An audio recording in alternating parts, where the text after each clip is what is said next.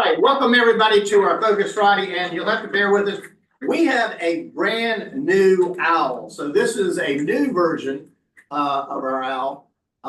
The older version was the first generation, so the video quality wasn't really good. It was fantastic for Chamber of Commerce board meetings, but it wasn't really good. And so the video quality being bad, it looked like the chamber could afford a better camera, right? So we actually have this going on. We want to thank Novant Health Huntersville Medical Center. Do we have Mitchell Baldwin? Are you on, Mitchell? Bill, I'm right here, brother. Good to see you. All right, I'm letting people in so fast. So thank you very much for sponsoring this. You want to say something on behalf of Novant? I will. Bill, I tell you, again, I'm Mitchell Baldwin. I work at Novant Health Medical Center. And I would first like to say that, hey, I got to go through the Lake Norman leadership thing that Bill put on this past year, and it was fantastic. So, and I know it's through the Chamber of Commerce, so I'm happy to be here and good to see you again, Bill. On behalf of Novant, of course, we're happy to sponsor these things because the community means so much to us, right? And we know that any hospital is going to be a pillar in the community, and we want to support everyone, right? I'll just give you a quick initiative that we're working on right now at Huntersville Medical Center. We're working on a well-being initiative for all of our employees because we know that if we take care of our employees, they enjoy coming into work. We know that they go through some tough situations, and if we can take care of them, they'll do a great job of taking care of our community. We've put certain things in place like a well-being resource room, and also we have all kinds of free resources to support them physically, mentally, spiritually, emotionally, to give them whatever they need so they're ready and able to serve our community. So thank you for letting me say a few words, Bill. Good to see you. Absolutely. And we got a bunch of people virtually out there in Cyberland. I would ask you all to mute yourself. If you don't mute yourself, I will mute you. If you've got a question, if you'll put it in the chat, we'll get it to Senator Tarte and Brian Sisson. I know our board chair is out there in Cyberland. We appreciate Brian being there. Normally, Pat Jackson is he's the public policy chair. He would be emceeing today, but today we have Senator Tarte. And Jeff, I'm going to turn it over to you to introduce our guest. All right. Larry, I'll let you chime in, whatever. First of all, let me level set and set some expectations. This is going to follow more of a normal Focus Friday format. I think people have different expectations, but it's usually public policy chair, which I did for multiple years, and so kind of familiar sitting here. It's a facilitated conversation, and my kind of mode of operation in this has always been kind of, for us old enough to remember Charlie Rose and PBS fame, is more of a sit down and have a conversation. This is not a debate. This is not a let's figure out pros and cons. What the intent is to share more insight and knowledge about what the PAVE Act is and the potential referendum is, so you all can make more informed decisions and know where you need to do more homework and explore and get into more detail down the road. We got lots of time between now and the end of November. Because of the format that I typically follow as well, I get up at 4 in the morning, and I got 5 pages of questions. So, and we're going to be done by 9 o'clock. So no, I'm kidding. On the 9 o'clock,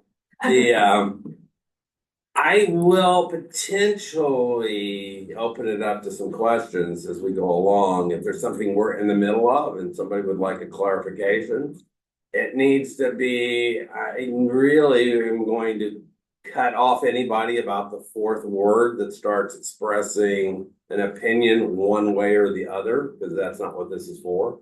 So I'm really looking, if you're going to ask a question, don't make a statement. Fair enough? So with that, Larry Shaheen, in full disclosure, was my chief of staff the entire time I served in the state senate. I would have been about a third of effective without Larry. You know, one thing, just by the way, people wanted this to be a debate, Larry and somebody else, and then it was me, Larry, and I. I tell you, my mama raised no dummy. Not debating one of the state champion debate people and then debate person from the University of North Carolina. I'm not stupid. So, with Larry now works for McIntosh Law Firm, one of the top lawyers in the state, plugged in politically, plugged in issue oriented, and not only just the Lake Norman area, but across the state. Somebody who legislators, Phil Berger, Desmond Hall, they go to for an opinion, direction, guidance on particular issues. Somebody that when the newspapers and the editors from the NNO and the Charlotte Observer don't know what's going on, they call this man. He's been in the middle of helping craft the PAVE Act that we're going to talk about. So we're going to start initially with kind of walking through what the PAVE Act is. And one framework that I think is really important for all of us to understand is this 27-page piece of legislation, which I misinterpreted for a while, is not what's on the referendum. We're not voting, and Larry can clarify, we're not voting, do we want the PAVE Act followed or not? It's actually ratified statute. It's the law. So what we need to understand is how this is going to operate, what it's all about. And then what we will be as voters in Mecklenburg County put to us is, do we want to approve the ones that sales tax? And that's where we want to try to understand what that involves. Is that a fair setup? So with that, Larry, anything else you want to add or? No, except for this. North Mecklenburg has been incredibly lucky to have Senator Tarte. When I first met him, he was Mayor of Cornelius. And there is no one I've ever met who has been more fair, more balanced, more willing to focus on serving, and more willing to do what's necessary to be able to advance the needs of his communities and his constituents. So it was an honor to work with him for 6 years. And it was an honor to get to watch him do an absolutely incredible job in Raleigh. We have one of our former interns, actually. He walked in, Nick Zanza is standing over the city over there, who's one of now an attorney at Smith Anderson. But over the course of the period of time, North Meck was really lucky to get to have Senator Tarte, both as mayor and senator. And it's an honor to get to sit here with you and do this today. So, thank you. All right. With that, anything else you want to? No, I've got a PowerPoint, but other than that, yeah. Why don't we start with you giving us an overview and background of what we're looking at? Got it. So I want to start off with a little bit of history. We have to go all the way back to 1997. So when you start with this story, I know that Mayor Knox is in the room, and he, I believe, is the only one of us who rode the ceremonial train. No, did you ride it too? Yes. Mayor Washam, who's in the town, rode the ceremonial train for the Red Line in 1997. 1997. That is almost 30 years ago. So we must start with that fact, that North Mecklenburg in 1997 was promised the Red Line, and it was promised the Red Line first. That's what started this whole thing. So in 2007, when the referendum was taken to repeal the actual sales tax, Charlotte and the rest of the community made a reoccurring promise to the communities of North Mecklenburg that they were going to provide the Red Line come hook or by crook. Then fast forward another couple of years. You go back to 2020, when this process then started in Charlotte, and it started as a concept called Charlotte Moves. There was one thing that was, at that time, omitted from the plan: the Red Line, and any support for the North Mecklenburg communities that had been paying taxes for almost 30 years. So as a unified group, the North Mecklenburg towns objected strongly to Charlotte Moves and informed the mayor at the time of Charlotte that they would not be supporting this in the General Assembly unless and without there being support for North Mecklenburg. John Bradford, the then House member, had informed them that he would not even consider any piece of legislation unless it was both in supportive of the Red Line and that it actually had the resolution votes of all three of his northern towns. So what I really want to make sure people understand is that the product we're about to talk about today is the product of 2.5 years of negotiations between North Mecklenburg, the mayors of North Mecklenburg, the managers of North Mecklenburg, the electeds of North Mecklenburg, and the remainder of the community. Because there was no chance that Charlotte Moves in its original form was ever going to pass because North Mecklenburg refused to support it. And North Mecklenburg stood up for itself and actually made sure that North Mecklenburg was represented in this. And when I was brought on board by the Charlotte Alliance Foundation to help with the negotiations and drafting of the PAVE Act in conjunction with Kane and Huey at Moore and Van Allen, who actually did a vast majority of the lifting on the writing, that was kind of foremost, was how can we get to a place in a piece of legislation that guaranteed the red line for North Mecklenburg, but also provided what it needed to provide for the remainder of the communities. And this is what it came out with. The 1% current sales tax increase suggested and recommended to the towns will generate roughly $19.4 billion over 30 years. But it's important to realize it doesn't sunset. It's a recurring revenue source. In the original Charlotte Moves plan, the original plan had 90% of the plan for rail and 10% for buses. There was nothing for roads. In this specific plan, given that most of North Mecklenburg is choked with congestion and traffic, 40% of the current plan is going to go to the towns for roads. That is $7.74 billion over 30 years. And thanks to the great work of our mayors and managers, over $1 billion of that is going to come back to North Mecklenburg to be injected directly into the roads and communities that we all live in and work with. So that means that a lot of these projects that we've heard about that they've been working on to be able to build, the money's going to be there.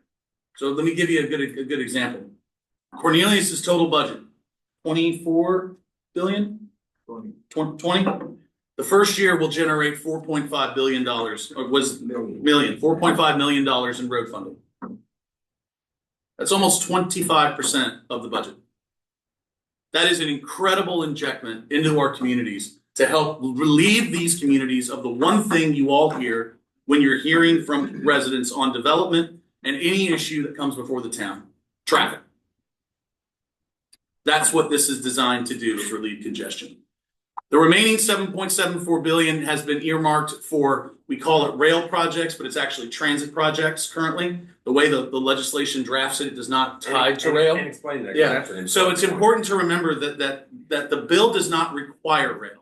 Rail may be what the authority, which is what we'll talk about in a minute, chooses, but it does not require that it be rail. When the city of Charlotte purchased the Red Line, it purchased a right-of-way, which was the most important purchase that they probably had ever made in the history of their transportation planning. It unlocked the 30-year promise that had been made to North Mecklenburg to allow for that right-of-way to be used for a commuter rail. And I think there's probably a bunch of us here in this room that remember when that purchase was made, they did it with property tax dollars. It was not made with anything else. Charlotte paid for and was willing to commit to building the Red Line and making sure that the actual Red Line was built through statute. So that was a massively big deal. The $30.9 billion that you're going to see up there is for bus. That was a request of not just Charlotte, but also a lot of the folks in the communities in Charlotte that are served by bus. They want to make sure that it's created in a way that's going to be more helpful for everybody to be able to go anywhere. In addition, there's a potential $6 billion in federal funds that have been identified but have not been committed. So you could see anywhere up to $25 billion into this community. And the 60% for transit, rail and bus, will be managed by a new authority. That will be a new governmental body in the city. It's very similar to what Atrium is. The Atrium's formal name, for those of you who don't know, is the Charlotte Mecklenburg Hospital Authority. It's a county hospital. It's a county. It was originally Brady and it Atlanta, started as a county hospital. Chicago. So you've got a whole system that could be, this works. We know this works. We've seen this work. So one of the things that I think is really important to remember about that is that new authority would be appointed and made up of folks from everywhere. And there are 3 very important limitations. 0 elected officials, no lobbyists or lobbyist principals, and there is an experience requirement. You have to be experienced in one of the areas in which it is important in running a transportation authority. So that gives us a qualified, capable board of trustees to be able to run this system. Next slide. So what does this mean? Up here, you're going to see the amount of money that the towns are going to receive over the next 30 years. Cornelius, over 30 years, will receive $325.9 million. Davidson will receive 174 million. Huntersville, 700 million. This is $1.1 billion. And when combined with the total cost of the red line, which is estimated at about $1.3 billion, half of which is going to be in North Mecklenburg, you're talking about a $2 billion investment into North Mecklenburg alone. Let me give you an example of the historic nature of that investment. Austin and Nashville, which are our two most closest competing metropolitan areas. $7 billion for transit, $7 billion for transit. Nothing for roads. Took them 3 tries, one of them, to get it passed. Took Nashville twice. This will be a almost $20 billion investment without the federal money. It will be with a model that was proven in South Carolina with pennies for progress. It will be the most impactful investment into transportation in the history of the Southeast, possibly in the history of the country.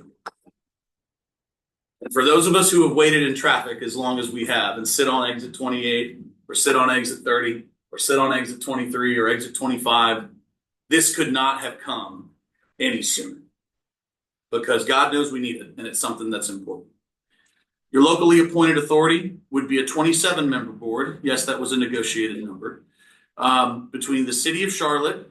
Now that 12 number is not necessarily the exact number because they actually only have 9 that they're free to appoint. Three of those actual board seats are going to come from the business community. So 2 will come from the Charlotte Regional Business Alliance, 1 from the Charlotte Executive Leadership Council, which is run through the Foundation for the Carolinas. The county and the city together, 9 and 6. City has 9, county has 6. The towns each get 1, and the state has 3. The state is made up of a governor's appointment, president pro tem appointment, and a House of Speaker appointment. Now, it's important to remember that there's a lot of folks out there who right, a full-on sales tax is a regressive tax, and that's something that needs to be addressed from a public policy standpoint. So what the locals managers did when working to draft this was make sure that this didn't impact the most at-risk individuals in our community. So excluded from the sales tax are items like groceries, SNAP-eligible items, gasoline, energy, and healthcare. So those items will not be taxed and are not taxed. So that means that those who are at most need and in the most at-risk communities will not be negatively impacted by this increase. So what do you get? Besides the road funding, which we talked about in the red line, the Better Bus Plan is designed to give people 15-minute frequency on every single bus line. There is currently only 1 bus line that has a 15-minute frequency, and it's the line that runs down Central. We estimate through the economic impact analysis done by the Charlotte Regional Business Alliance, and this was in 2022, 320,000 more jobs would be created by this plan. It'll create 30-minute service for 90% of Mecklenburg County. You're looking at the roads, and it's important to remember in the actual bill, I want to read from the actual bill because I always love doing this because people ask, oh, it can only pay for maintenance or it can only pay for this. Nope. Here's what it can pay for. A roadway, together with appurtenances to a roadway, which includes but is not limited to plans, designs, related studies, rights of way, whether conveyed by deed or easement, construction, maintenance, improvements to streets and highway intersections, streetcapes, landscaping, pedestrian facilities, bike facilities, parking lots, curbs, gutters, storm drainage, bridges, overpasses, grade crossings, street lighting, traffic control devices, utility relocations, publicly accessible electric vehicle charging infrastructure, hydrogen fueling infrastructure, propane fueling infrastructure, natural gas fueling infrastructure, and the list goes on. Includes the Hyperloop in there too, Joel. I know you're here and you never know if that's something that you might be interested in. But I mean, at the end of the day, this plan was designed to be able to allow for anything and everything that the towns could use to relieve congestion. And then finally, the red line. So that is designed to be a 25-mile commuter line. The Mount Morton station is on there, but since the authority is a Mecklenburg County authority, unless Iredell County is able to come to the table and agree that the line would go up there and the authority would agree to spend money, I think Mayor Knox is going to be very insistent that it is. But the goal is to make sure that there's a way in which it goes up there. Reduces congestion, as we all know, but again, this will create a catalyst for transit-oriented development, which we will need the roads to get people to and from. So in addition to that, for the rest of the community, a vast majority, let me put it to you this way. So you think about Mecklenburg County, right? Mecklenburg County is somewhere in the neighborhood of about 1 million plus 1.1, 1.2 million, right? North Mecklenburg consists of 30,000 in Cornelius, 15,000 in Davidson, and about, Anthony, we're at is it 50, 60, 70,000 Huntersville? Yeah. 60, yeah, so that's 110 out of 1.1 million, that's 10%. All right, if we were to get 10% of 19.5 billion, that's 1.9 billion. We're gonna wind up with around 2.5. For the first time ever, North Mecklenburg will get more than what they are proportionally paying in the sales tax. It's a good deal. So what'll happen now is that there's gonna be an election timeline. On this next slide, what you'll see is the election timeline. North Mecklenburg doesn't participate in the September 9th primary, but from October 16th to November 1st, there'll be early voting. And then on November 4th, there'll be an election day. The Charlotte Regional Business Alliance, who's represented here today by Matt Panic, who's their chief advocacy officer, has put together the campaign. You can ask them about that. Like Senator Tarte said, this is not advocacy for and against. This is merely educational, so folks know what's in the bill and understand what they're going to be voting for. This 1% sales tax increase is on the ballot. It was placed on the ballot by the county on November 4th. 90% of the speakers were there, were in favor of it. The campaign is going to be robust, but we also want you to be educated. It's really important that you understand what this is and what this is not, so that folks are able to have a full comprehension of the fact that this is a major investment. This is a big deal. Our metropolitan area is expected to be the 10th largest metropolitan area in the country within 10 years. If we do not fix our infrastructure issues, we will be choked, whether it's this or something else. We have 12 to $13 billion in transportation needs in Mecklenburg County alone. The state spends $4 billion roughly on road construction, of which $2 billion goes to roads directly. That's spread all over the state. We will never solve this without a funding mechanism, ever. And for us to be able to find a way forward out of the congestion and traffic in which we have found ourselves requires us to make very important strategic choices. And this is an option, but the community needs to make sure that it's the right option, and they need to be able to be informed and to be able to support it. And if they choose to support it. So with that, that's my introduction. Back to me. Back to you. All right, and for those that have an interest, it's House Bill 948 in this session, which is the PAVE Act. It's 27 pages long. As you can see how I read bills and stuff. So it's going through it and notes and all kinds of goodies. I'm going to bounce around a little bit, and you've answered some of the things, but let's get a foundation established, because the referendum, the question before us is going to be the sales tax. Then we'll talk about how it gets used, mechanics of how the authority would operate as we have more time. And you talked about sales tax being regressive as a rule. One of the questions was, which I had asked, how do we take care of, and not disadvantage people that have limited income and resources? You addressed a little bit about the tax. Some of the other things that have been discussed, what would be alternative fundings if we didn't do the sales tax? Where would they look to? So the other alternative funding models that have been used around the country are a couple. First off is an income tax. I don't need to tell you that North Carolina is a Dillon rule state. There is no home rule. Communities do not. Do you know what Dillon rule is? Yeah, for those of you who don't know, who doesn't know what a Dillon rule state is? Thank God, educated. Eric, you don't know? No, yeah, educated for the whole. Okay, so for those who don't know what a Dillon rule state is, a Dillon rule state is a constitutional concept by which power from government is derived from the people, but it is represented by a body. John Foster Dillon, Iowa Supreme Court. Yeah, go ahead. Yeah, wrote this opinion and came up with this concept in the 1800s. 1968 or 1868. 1868. So you can tell we're government dorks. That concept is essentially designed to place power within one or several different organizations and then spread it out. In this concept, in the North Carolina Constitution, all power is derived from the General Assembly, every office. That means that the General Assembly has the ability to create or destroy any type of local government instrumentality, which means counties and cities. So the counties and cities only have the powers guaranteed to them by the Constitution, and that was given to them by the General Assembly. So in this specific instance, if we were going to try to get an income tax or any other taxing mechanism, it would have to come from the General Assembly. In this specific instance, the sales tax was approved primarily because, in their opinion, it's the fairest way to share these funds out across everyone that uses them. In the economic impact study that the Charlotte Regional Business Alliance did, only 30% of this sales tax would be paid for by visitors, 70% would be paid by locals. And every other funding model that you come up with is 100% paid for by locals. That includes income tax, that includes tax increment financing, that includes bonds, that includes any type of user fees, as well as public-private partnerships. And again, someone asked me, actually, there was a good question about public-private partnerships. And the funny thing about that is that public-private partnerships only work where there's profit. Let's acknowledge the fact in the room that we don't think this is going to pay for itself. It never has. It doesn't. Transportation does. Yeah, transit. Yeah, transportation does not pay for itself. So that's an issue where we got to make sure that you got to deal with your funding stream and you got to provide for it. So ultimately, the reason for the sales tax was because the General Assembly of North Carolina, given its current makeup, is not going to approve an income tax for local communities.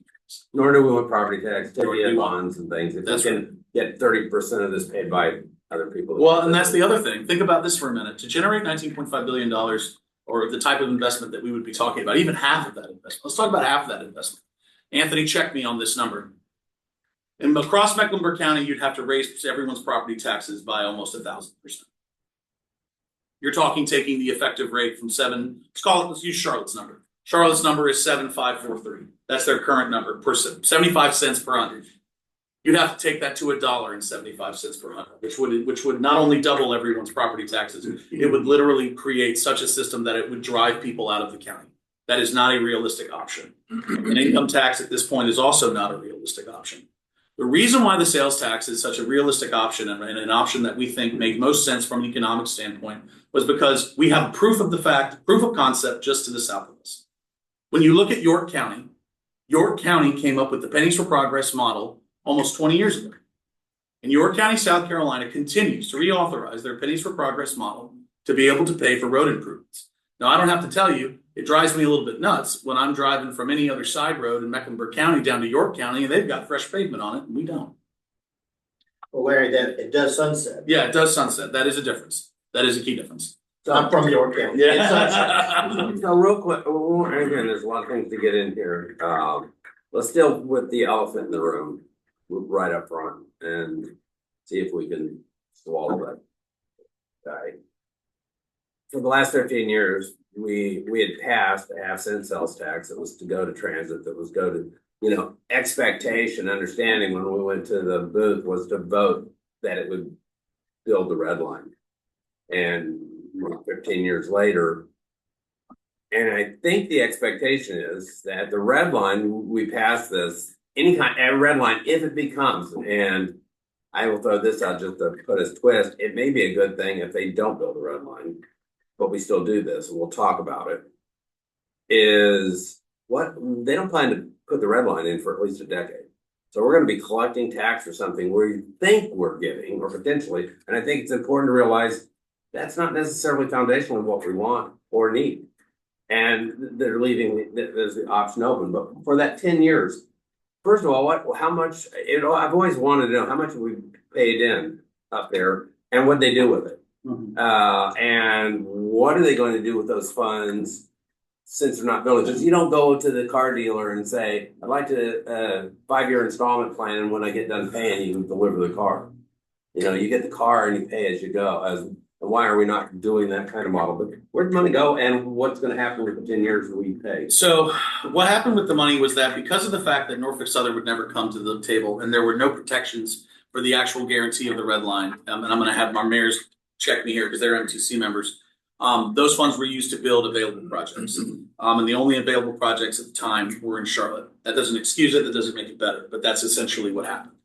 So when Norfolk Southern came to the table and said, we're willing to sell you the right of way to be able to build the red line after 30 years, and that took significant amount of working that board, working their community, working with North Carolina Railroad, done by a lot of folks who were members of the Charlotte Regional Business Alliance, to unlock that possibility.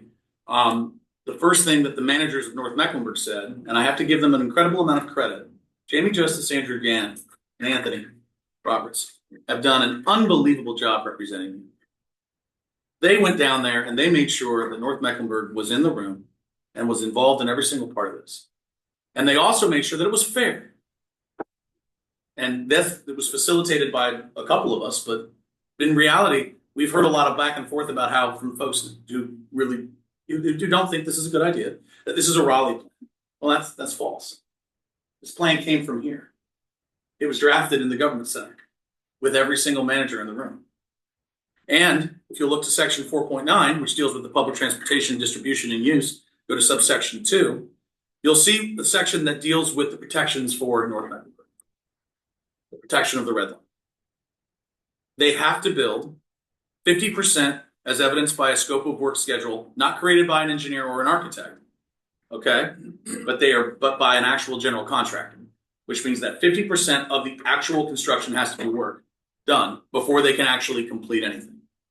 Now I see Eric back there. Anything being anything, transit. period. Any other line, anything else. Transit lines, Yeah. not roads, not buses. Just Nothing. Yeah, they can't build a transit line, a new transit line. completed. Yeah, they can't complete it until ours is at 50% completion, which means that at that point, it has to be finished and it has to be done.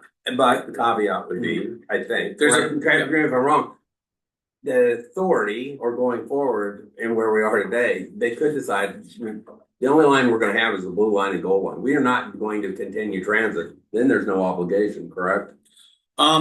Well, no, because that technically means if you look at the actual definition. Yeah. So if you look at the definition, before the completion of any other rail project.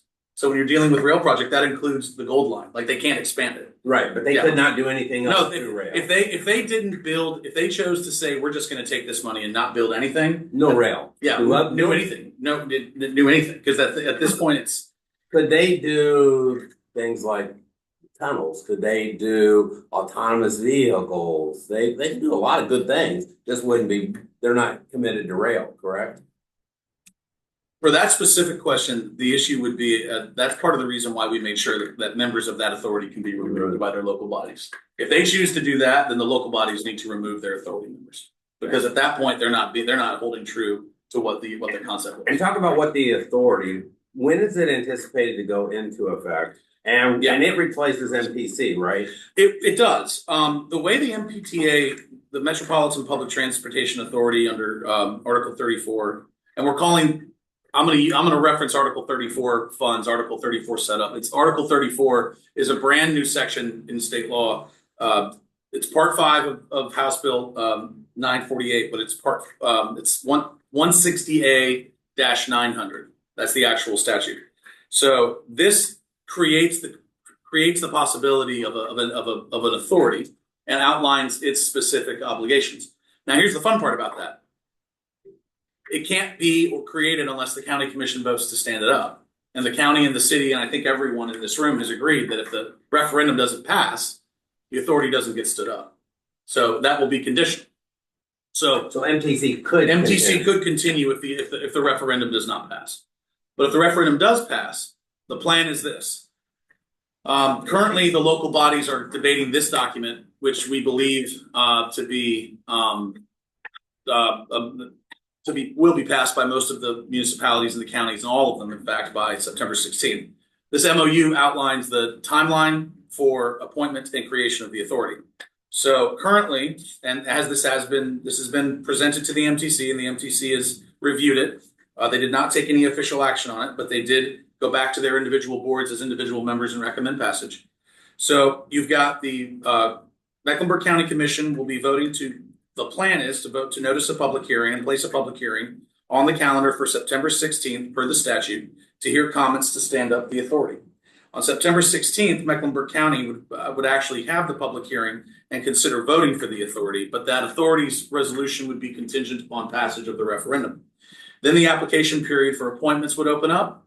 And then at that time, once the referendum either passes or fails, each individual appointing authority, which is all 8 of the municipal organizations in Mecklenburg County, would then at that point begin the process of appointing folks to the board. The goal would be to stand up the board for a limited purpose to fulfill statutory obligations for the acceptance of some reports and some other items on December, and then begin full work with approval of bylaws and other items in January. The plan for the authority is that it is designed to be one that CATS will seamlessly transition into.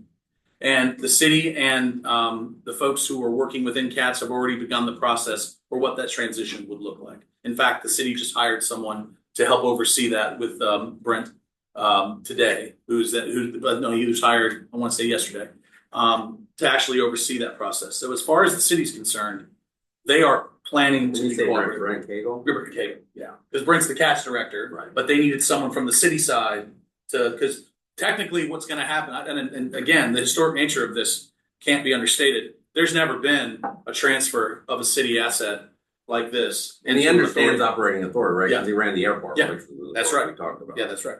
How many members make up the current MTC? 9. 9 to 27?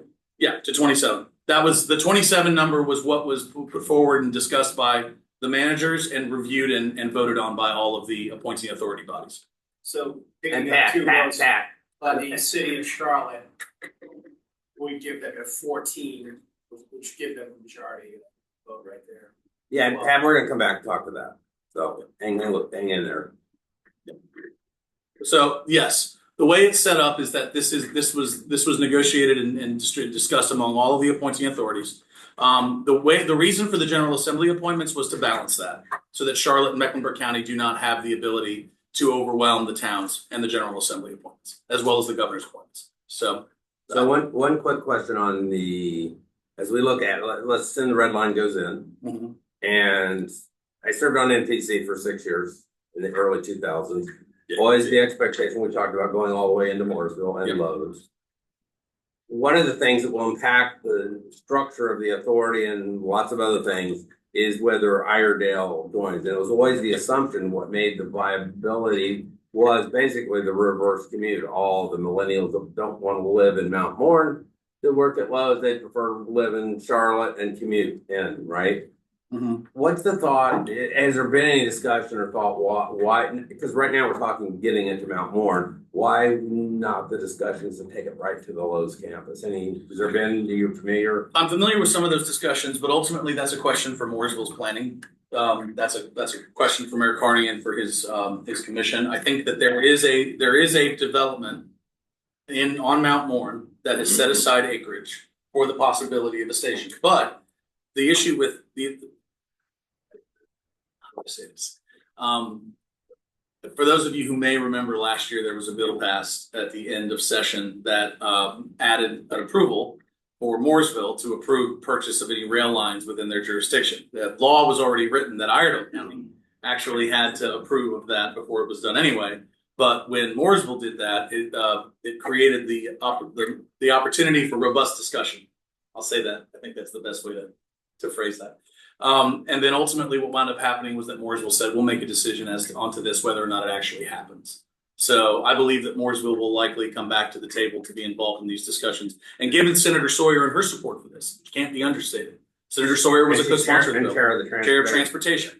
She has advocated for this option to be a statewide solution. So I would not be surprised, given the transportation problems that Iredale County has, both from a congestion as well as a need for a quick access into and out of Charlotte, to see the potential for Iredale County possibly joining this as early as they could. But that's a question for their community. Our goal is to be able to provide, and my goal is representing my client, which is the Charlotte Alliance Foundation, is to make sure that this investment opportunity is one that benefits everybody, the people of Mecklenburg, the people who pay the sales tax, all the people who pay the sales tax. So I'm gonna pick up on Pat's question. Yeah. Run back. If Iredale was to elect to join the authority, how does that change the governing body? That's a great question. We actually anticipated that, and we actually anticipated what would happen if the authority were to actually expand. So when you look to the bill, you have to go to let's get to that.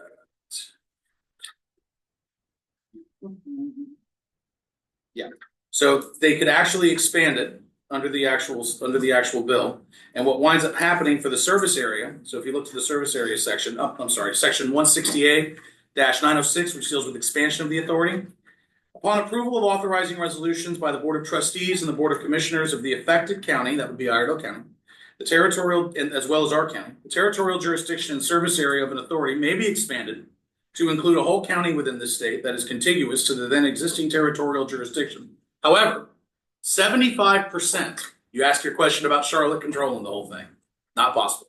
75% of the existing authority members must vote to approve. And, go back to your point, 75% of the entire authority must vote to make any changes or approve any authorizing documents. So Charlotte can't control this. And that was one of the reasons why people were so excited about the possibility in the outlying towns, specifically Mint Hill, because they were able to actually, unlike the MTC, which is one vote for one, there were concerns and they were needed to be addressed. And I think that ultimately the goal was to make sure that the folks who represented and paid a majority of the taxes, we talk about the elephant in the room. Right. We probably in North Mecklenburg don't pay, we are 10% of the population, we probably don't pay 10% of the sales tax. We probably end up paying somewhere between 7 and 8%. Those numbers are not published, but that's about roughly where we are. So if we were to be represented in a way that was actually adequate for us, Charlotte would have 90%, 80 to 90% of the vote. In this specific instance, they have less than 50 of that. So I think that when you're asking the question, there has to be two sides to that looked at about how much of the sales tax is paid out of Charlotte, how much of the sales tax is paid out of the surrounding communities. It's actually weighted in favor of the surrounding communities in terms of the percentage of votes that do not come from Charlotte. Well, Charlotte's never going to give up control. Why would they? Again, they're the majority of the base. But so you've identified, and just splitting hairs a little bit, you're looking at a provision that when it requires a supermajority or 75% vote to change. But there will be things, I would think, a vast majority that just majority vote. That's going to be determined by the bylaws. And that's the best part about this, is that the bylaws are actually going to be written and approved by the authority members. So if the authority wanted to say we need 75% of a vote to be able to get to a certain place, the authority members could do that. But that's a red herring a little bit because they have they have 18 of the 19 votes. Be clear, Charlotte and Mecklenburg, we deal with CRTPO, it's a weighted vote. This is a weighted vote. Anything Charlotte and Mecklenburg wants will pass because they have the majority. And if it's a vote of the authority, well, they've already got the majority to pass whatever they want. And that's not good or bad, it just is the fact. And if I was sitting in Charlotte, there's no way I'm going to agree to anything else, right? So we just need to know that's fact of the matter of how that will operate. Now, here's the best part of that. It's not going to change. It may end by law. This has been cast as law, right? So that's one of the things. This is one of the things that rubbed me wrong, but it's decided. So this is in place. So we had to decide when we go to the poll, it's a different issue. It's the sales tax and how that's going to be used. And that's what we're trying to understand as well. So as this unfolds, what has there been discussion, because there are things that need to go in place early if the authorities established, kind of their immediate to-dos. What's on their to-do list, if you will? So we actually added, again, this was the comprehensiveness of the bill was really well thought out, because this was one of the things that we wanted to make sure was written into statute for what happens after this all happens. So when you go to part 6 of the actual legislation, section 6.2 deals with the actual reports that have to be done before the end of the year if the authority is stood up. Those 6 reports are thus: legal and financial considerations with respect to the transfer or use of asset from the city to the authority; legal and financial considerations with respect to outstanding indebtedness with respect to the city and how it transfers over to the authority; legal and financial considerations with respect to all of the agreements and recognitions from the federal government and by all other state governments with respect to that, and then how the new system will be recognized; the human resources asset transfer, making sure that folks' pensions are protected; a recommendation as to whether or not the actual transfer is feasible and advisable, which luckily we know that it is; and any other issue determined to be relevant by the authority. So those are the first 6 things that have to be done by end of the year. Then, because we didn't want the authority to linger, section 6.4 required them to take certain actions by a year of the enactment of the legislation. The legislation was enacted on July 1. These actions must be taken by July 1 of next year. They have to adopt their bylaws. They have to establish their governance model. They have to create a human resources plan. They have to do with their financial policies. They have to develop their operational policies. They have to do an IT plan. They have to create a plan and a timeline for the acquisition of the assets of CATS that includes all of the And these necessary. aren't optional. These are not optional. These are not optional. They will be breaking the law if they don't do these by July 1 of next year. Take all steps necessary to ensure approval. There must be new interlocal agreements that have to be agreed to between all of the towns and how this will be run. There have to be agreements with all third parties of CATS, and then for our friends in Matthews. There must be a value engineering study with respect to the Silver Line East as a light rail line. For the purposes of this, that means that the mass transit projects that include service from the center of the city of Charlotte to the town of Matthews, to the Levine campus of Central Piedmont. Those are the things that must be done by 6 months after January 1st. The next list is in section 6.5, which must be done following they have to be done following effective as of the date the tax is levied. So these have to be done before the tax is actually levied, which would be October, November of the following year. The transfer. I'm just going to list it as that. All right. Transfer of all assets within a year. All right. So next, we're going to pivot. We've only got about 10, 15 minutes and get everybody out here at a reasonable hour. Let me throw this. This has changed my perspective a little bit on this because of the way this is written. I would challenge you to look at this, that for the red line, whatever that might end up being, commuter rail, whatever. It almost is moot in driving our decision around the sales tax. And here's where I want to explore a little bit more. But, and this is just a clarification point, buses, what are the things, restate the allocation by the three categories. 40% for roads, 40% for transit, 20% for bus. So now we've got dedicated minimums. Let's look at buses for a second. What, can we spend that much money on buses, and do we need that much in bus transportation, and would it be used? And then the corollary, which is really the big question, what if we don't ever need that much, but is there any way to assign those monies if they don't ever use it? So if the authority were to want to go to Raleigh to get that changed, it always could. But let me back up and take answer that globally and then get into the spend. What we need in North Mecklenburg is not necessarily what's needed on the west side of Charlotte or the east side of Charlotte and the south side of Charlotte. Okay? Let's remember, we have to go back to the history of this. The original plan was 90% rail, of which none of it came to North Mecklenburg. North Mecklenburg needs roads and rail, but it doesn't necessarily need bus. But you know who does? A large part of the county that we don't see every day and that we don't interact with every day. This isn't a North Mecklenburg plan. This isn't a Charlotte plan. This isn't a Matthews plan. This is a plan for Mecklenburg County. Mecklenburg County is a large and diverse county. And that means that, yes, 20% of the bus may not necessarily be something that will absolutely benefit North Mecklenburg. But ultimately, as we all know, I'm a very big fan of Benjamin Franklin. And Benjamin Franklin used to say that he was a big fan of extreme moderation. Okay? I like to say that this plan is extreme moderation. I am being thrown darts at and getting daggers thrown at me for the fact that I dare support a tax increase. All right? From the right. And let's be clear, Republican, worked for Republicans my whole life, but there's no way to get more funding for this. So you have to face the hard reality that we need funding for transportation. Secondarily, just because we may not necessarily see the bus benefit does not mean that we're not getting out of the compromise that we made a better deal than we're currently getting. Because again, what happens if we vote no? Just full understanding. We keep paying for nothing. We keep paying for nothing. Would you also add to the dialogue around buses and microtransit? Microtransit, and that's exactly right. Well, and that's the other part about bus that really needs to be extended. And thank you, Mayor Knox, for that, because North Mech has been doing the only pilot program for microtransit in the entire county. Explain what that is. And what microtransit is essentially Uber for $2.25. All right, it's Uber inside your service area for $2.25, $2.20.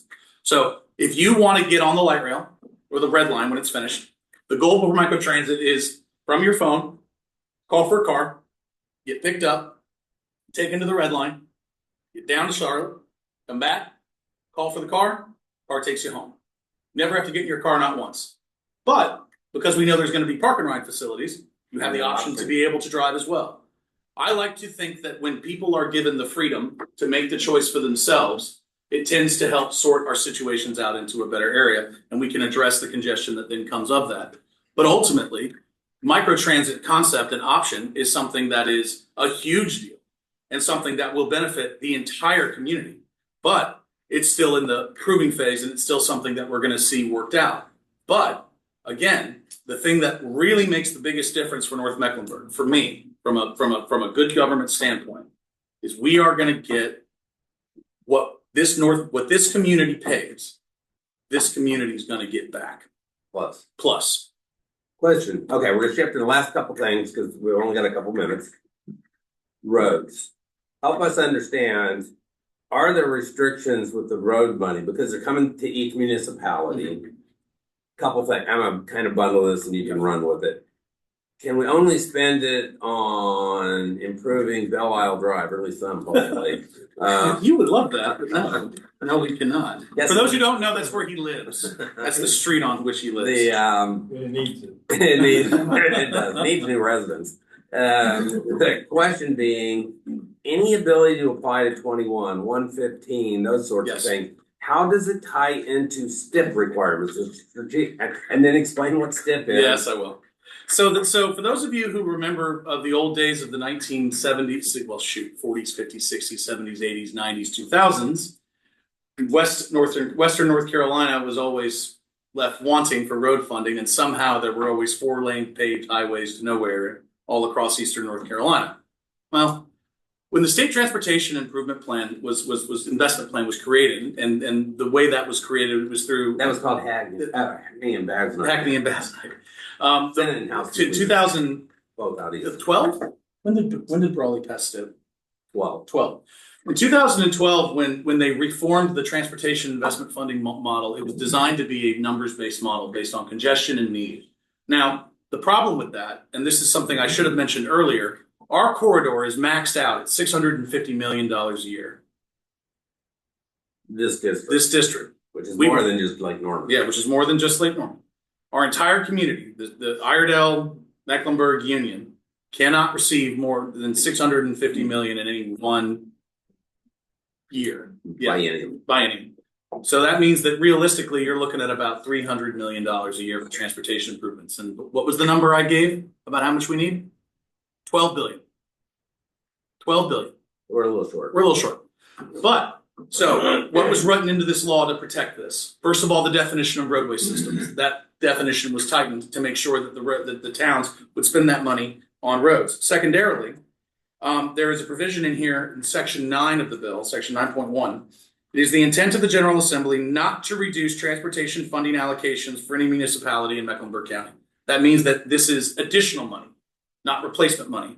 Similarly, section 9.2 had a non-spike provision for the STIP, because the STIP it's very rarely done, and it doesn't normally make a big deal. And the STIP is that transportation plan has 2 thresholds. 15-year, that means they're going, and you can't be even considered if you're not in the 30-year plan. Yep.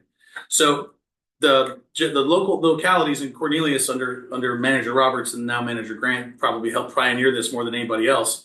They would fund locally to get more dollars out of the state plan. But what we've seen happening, unfortunately, is that due to the state's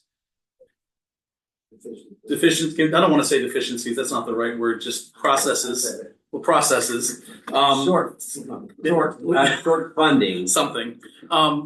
There's some roundabouts that were supposed to have been built here that just haven't been built yet. So, but to get to the point, the towns can't use this money to spike it, which means that they can't advance projects against Union and Mecklenburg and get better deficiencies, which means the money's has to get spent here locally. And then lastly, and this is something that I really enjoy. Can you hold that one? Yeah. I still want to clarify the point you just made. So the carry model, for those that are familiar, it was something that happened and it's been used. I think we've used it, which allows as long as you're within the 15-year step. And Anthony, if you can correct me on this if I say something incorrect, is the towns were allowed to say, we'll fund the project because we don't want to wait, but it's within the threshold and we know it will be coming up. The state then would pay back when it hit the threshold. It doesn't happen. So they're not allowed to do that with this. Nope. And that's the point, actually. Yeah. That's the point. Think about this for a minute. And a last point on that, and this was a great addition by Senator Johnson from Union and Senator Sawyer from Iredell. The state auditor, they specifically restated that the state auditor can audit the towns on this roadway funding to make sure that it's spent appropriately.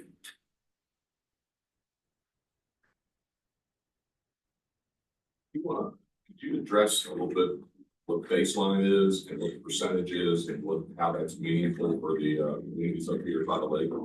Yeah, because there's a whole calculation section in the bill, how funds and stuff, and what Bob is mentioning is obviously critical to that. I'll read to that. So the section, and this was Somebody's read the bill. Someone has read the bill. So I'm going to read the section just so that everybody gets a sense on that. So how the distributions are calculated. The county shall distribute the monthly amount to each eligible municipality. If the total net proceeds distributed to the county for the fiscal year are greater than the total net proceeds distributed to the county for the preceding, the county shall distribute the proceeds as follows. What it does is that it creates a calculation based on the annual amount for any municipality. Well, I'm sorry, the annual amount for each municipality is greater than the baseline amount than the monthly amount. And the way in which they use these proceeds and the distribution of these proceeds is set up is that it's supposed to be based on the amount of roads within each community. So when you're looking at this amount, it's that the amount generated by multiplying 75% of the net proceeds distributed under the section during a month for the actual roads, or it's generated by multiplying, it's the greater of the two. I could go through this and really talk through it, but it would bore the heck out of everybody, so I'm just going to generalize it very quickly. Charlotte gets last. Their money comes last. All the towns get roughly, what was the percentage, Ann? 125. 125, right? 125% of their actual distribution calculation, which means that each town gets 25% more than they would otherwise under the calculation. Then the city of Charlotte has to take care of orphan roads, all the orphan roads. Then the city gets their money every year. Now, it's a lot of money, make no mistake. But Charlotte voluntarily, to Marcus Jones's credit, and again, I hope he listens. God bless him. The man worked his butt off on this.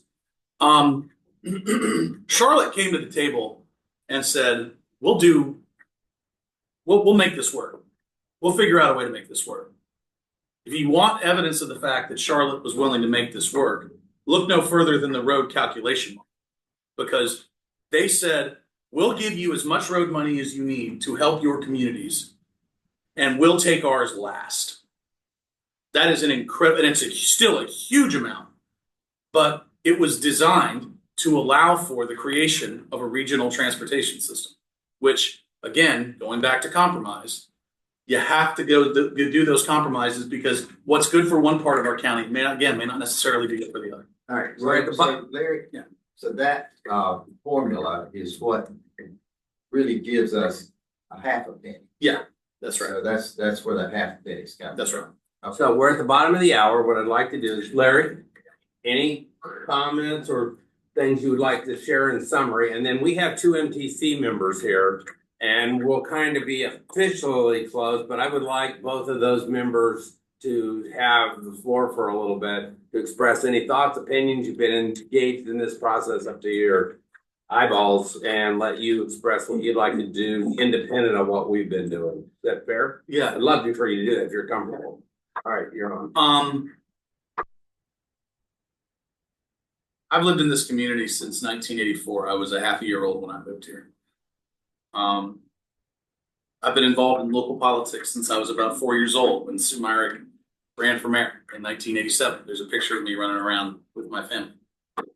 I used to drive up here because my family was in construction. We were building product up here in North Mecklenburg. I remember thinking, God, I wish there was an easier way to get here because I was stuck in traffic when I was 17, getting off exit 23 to get to Mount Holly, Huntersville. That was 1999. Yeah, 1999. I was 13, 14 years old driving a truck, or when I was 16 years old, whenever, so in 2001, driving a truck. Traffic was bad then. Everyone's entitled to their own opinion on this. I totally, completely understand if you are against this plan for a sales tax increase. Respect that. Totally, completely agree if you think we don't need more growth. If that's what you want, that's up to you. Growth and transportation. If you don't want those, agreed. But if you're voting no because you're waiting for a better plan, or you're waiting for a better option, or think we can spike this, kill it, and come back and do it again, I can promise you, we've spent 5 years on this. Got it through the General Assembly with only 10 votes against it on a bipartisan vote. Came home and have been working this for a long, long time. And the historic nature of this investment and where this will place our community on the growth of not just business, but the ability to lift everyone's economic mobility, to be able to take us to the next level as a community, it cannot be understated. So if we want to have a debate about no tax, no growth, great. Have that debate all day. But if the debate is we need a better plan, we need to wait for a better plan, let's kill this and try again, I promise you, the transportation plan it's on the station. It's leaving. You're either going to get on it, Northbound train. You're either going to get on it or you're not. Because otherwise, there is nothing. There will be nothing. And it will wind up with a situation where we're going to wind up choking on our own growth in 10 years. I'll leave you with one comment from my side, and then we'll give it to the mayors. I mean, I've been all through this thing. You got to factor one side that 170 elected officials have passed this thing. They've examined it. You've got all the work going on. There has not been a piece of legislation that gives me more heartburn than this. I wouldn't have been the one saying, yes, let's edge it the way it is. I'd still be trying to nurture it. But at some point, it's the Jim Collins, don't let good get in, or great get in the good way of good.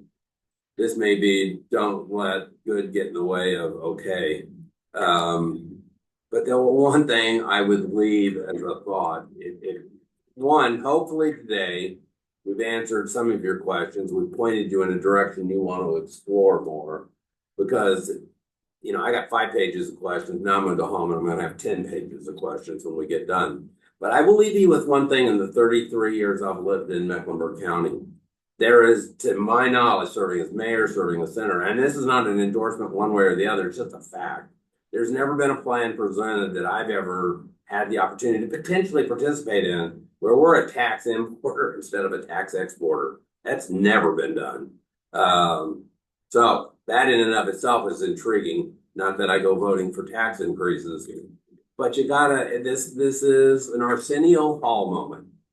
This is one of those things that make you go, And so hopefully you will all do that.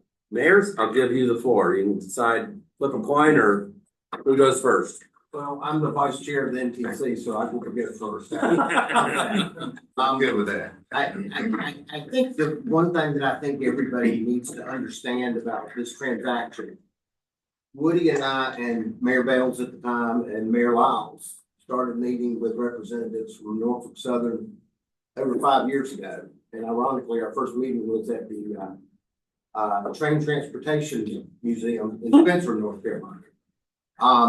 That's when Norfolk Southern said that they were interested in selling this commodity. And I want people to understand that's what this is. This is a real estate transaction. They offered the O-line, which is this, from a point in Charlotte to a point in Morrison. Yep. That's what it was. It was a real estate transaction. There, as Larry alluded to the fact, there was already a bill on the books that said any purchase of land over a county line by a municipality that affected another county would have to be approved by that county. Senator Sawyer introduced a bill at Mayor Carney's urging that Mooresville would also participate in that approval. That's fine, but you need to understand that when this was offered to Charlotte, it was a $91 million transaction to buy from a point in Charlotte to a point in Mooresville. Charlotte was ready, willing, and able to do that $91 million purchase. The purchase to the Mecklenburg County line is $78 million. So So a lot of naysayers are saying, why should we pay for Iredell County to be able to use this entity? Charlotte was gonna buy this anyway. And if it had just been Iredell and Mooresville approved it, they would have bought it anyway. And, you know, now we're looking at a $17 million deficiency to buy the rest of the corridor. There was never an intent to run this into downtown Mooresville. That was the pushback with the city of Mooresville. They don't want rail, which rail already comes to deliver byproducts to the grist mill, the flour mill in downtown Mooresville anyway, but it comes from a different line. And that was the pushback, but you gotta understand that if and when this goes to Mount Morn and the property that Larry was talking about is just south of Lane Tree Road, the Pappas Properties has a large development there. They've reserved an acre and a half of that property for a rail stop there, which would be logistically 300 yards from the back entrance to Lewis campus. So they are planning on it as well for the future. But this is going to be one of those as a representative now and soon to not be I'm gonna have a free Wednesday, y'all. Because I'm not gonna have an MTC meeting once a month once this authority is set up. If this thing passes, there's gonna be a pay to play. Iredell County is gonna pay to get into this thing. If they want a seat at the table, they're gonna pay for it. And I think that when you look at the monetary influx, those folks in Iredell County are going to get on the train and they're going to come into Mecklenburg County and spend their tax dollars. So we're still going to get some of that money, just like we get it from every pastor that stops to buy anything, eat a meal or whatever. I want people more than anything else. I want you to read everything. I want you to educate yourself. And I think this dialogue that we've had today is just the tip of the iceberg. There's so much information that the towns have pushed out, CRBA is pushing out, and that can't be, from a municipal standpoint, cannot be weighted. It is only information. It is not an endorsement. We can't endorse. Municipalities cannot endorse, and we are not endorsing. But the information is out there. We collectively, Jeff, Larry, Woody, and I, Christy, anybody else that you want to talk to can direct you towards any kind of info sharing that you need and touch points that you may want to find. But I just urge you to read and look at this, because this, like Larry said, I did ride on that train with my dad. He had just stepped down as mayor of Davidson because of his health. And we thought that was a great thing. But the problem was that party that they had, they didn't invite Norfolk Southern to the table. And, you know, it wasn't until 5 years ago when they had a pivot point in their structure, and it was time to move it. So, but to be clear, and I think it's important to note, and having worked with Russ Morgan, the CEO at Norfolk, and other things, I think we've got a window of opportunity with them. They could change their opinion, and here's why I say an event. Why does a freight carrier, after all these years, say all of a sudden they're willing to sell this launch? One, they don't use it that frequently to begin with, and the understanding, which will be stated by every freight company, passenger rail on a freight line is culturally incompatible with their mission and work. So when they can avoid putting passenger rail on a freight line, it will never happen. But what did happen, they had a major accident in Ohio, a major suit. They owe a lot of money, and they're trying to find ways to come up with the cash to pay that off. One of the things is a very minimally used asset. So we've got a window of opportunity. Do we want that or not? Because at some point, if it went on, one is we've got issues just keeping it approved and appropriated, but there's nothing that means they wouldn't change their mind or could change their mind. So if we were going to take advantage, if that's a fit, now's the time to really do that. well, I was in Raleigh last year, and I had this long conversation with Senator Dan Blue, who I found out originally was from Robinson County, so we shared very deep barbecue stories for a lengthy period of time. And you know, he said candidly that our Department of Transportation is broken. we are so grotesquely underfunded on approved projects that we're never gonna catch up. And he said, I remember times when we moved people around the state on the train, and it could happen again, and that's sure. Dan Blue became a very good friend of mine, so. Mayor Washer, I see we're getting close to getting the hook. So I won't be that late, I promise. that's all right. Good information. It's been a 5-year journey, it really has. It's been the dangest thing I've ever been through as part of my 12 years as an elected official now. But we're at the decision hour, and that's what we're approaching. And I just really hope we do the right thing. As Rusty said, we can't advocate one way or the other. We're not allowed to do that as an elected official. None of my commissioners can either. But you know, I have been really impressed with the negotiation process. We went through this, or much of it, under an NDA, and we couldn't talk about it. We wanted to talk about it, but we couldn't talk about it because it was intense. It really was. And we met and met and met as our managers met and met.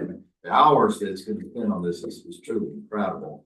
And we've got it as good as it can get. We really do. And Larry's absolutely right. If we don't decision this the right way now, we're done. You know, it won't happen in certainly my lifetime. It won't come back up again. And there is no money there. So I really hope our community, I've said this to several of you in this room, please get educated. And not only get educated, but make sure your interpretations of what you really is correct. I think that's just as important. And we have a website out on the town of Cornelius that you can access. And I will give some credit where credit's due. My friend, Mr. Menzel, down on the other end of the table, provided us a long list of questions. I mean, long list of really, really good questions. You'll see those questions out on our town website with the answers. So thank you, Bob, for doing that. You got us thinking about a lot of stuff, and I'm grateful for that. But go to Town of Cornelius. I think all of our towns have that. They're all different, but that's part of what's on ours. So please get educated, get your answers. I'm available. I know Rusty's available. Larry, any of us to clear up anything that may be on your mind. We'll do our best. Appreciate it. Then we'll respect your vote. Yeah, the last thing, I mean, there's no magic. My comment to everyone is going with your eyes wide open. I mean, we all get Charles. I don't trust Charles as far as like a drone in a sense of sticking to their commitments in some of these things. They have a terrible track record with us in the north. But good, bad, or different, whether you like the statute, it's law now. They don't get a choice but to follow the rules. So if you're comfortable, then do your homework, figure out if it's the right fit. If we're not, then vote no. I want to remind everybody in the room, everybody watching, everybody else see the video, the Lake Norman Chamber of Commerce has taken no stance on this. We have since 1987 been supportive of road improvement projects and transit, but we're also very concerned on the impact on our retail business community. So this Chamber of Commerce Board of Directors has said, let the voters decide. So we've taken no stand on this. I don't expect we're going to take a stand on this. I want to remind everybody we have a luncheon on Thursday with Dave Bullock. He is our North Carolina State Auditor. We have about 8 to 10 seats. That's all we've got left now. Dave is going to be talking about the inefficiencies in government and what they're doing, but specifically going to be addressing issues related to DMV. He just issued an audit report, 435 pages. It's broken. You know that. So it's some substantial recommendations about how to improve DMV, and anybody's been there trying to get your vehicle tags and things, you will understand why there needs to be improvements. Thank you, everybody, for coming. Thank you for those who joined us online. Thank you, Larry. Thank you, sir. Some of us would like to stay, but I got a couple of questions.